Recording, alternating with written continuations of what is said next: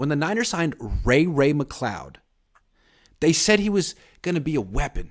Not just a punt returner, but they were going to use him in all these different ways. And we talked all offseason, like, is he going to be in the backfield? Are they going to run jet sweeps with him? And we figured there was going to be all this creativity expressed through Ray-Ray. And so far, they almost never give him the ball in offense. And when they do, it's like, hey, catch this bomb. Which I don't think that's how they used him in Pittsburgh. What do you think of the usage of Ray-Ray McCloud so far? Well, they obviously trust him on returns. That's what he's there for, first and foremost. I don't know that I would, because he had fumbled 6 times last year. 6 times. Yeah. That's a lot of fumbles. Yeah. If he fumbles 6 times this year, he's going to be like public enemy number 1.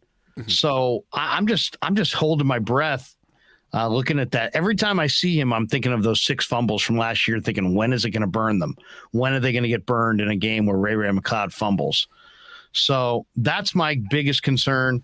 I would like to see him utilized more, though, because I think their offense lacks dynamic weapons. I mean, either they don't have dynamic weapons or they don't know how to get their weapons to look dynamic, but they're not making the big chunk yardage plays, and he's definitely a guy that could deliver that. So I'd like to see him used more, but I would be fearful of like running him up through the tackle box, because I think he'll fumble.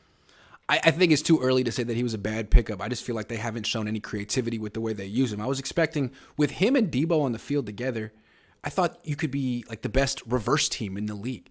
Those two running in different directions. So many things you could do, and you haven't seen any of it yet. Maybe they're saving it for after the bye week or something, and games that are more important. But so far, I feel like they've wasted him. And he's not the only player on off. And Kyle does this every year, where the first half of the year, he just leans on the people that know his scheme. And then by the second half of the year, when everyone knows his scheme, he finally gets around to using the best players in the way that they should be used. But right now, he's searching, I think. And this is an obvious example. Like, the one time you give Ray-Ray the ball as a deep ball, like, he's probably going to drop that.